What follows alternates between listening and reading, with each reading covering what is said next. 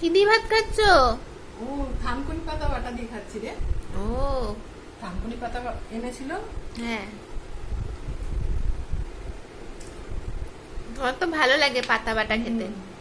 এই কাঁঠাটা বিচি বাটা ভাজা করেছি, ও ভাজা করেছি।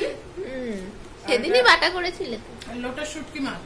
ও লোটের শুটকি দারুণ, এটা আমার প্রিয়। আহা। কিন্তু আমি খাবো আজকে স্পেশালি ইলিশ মাছ।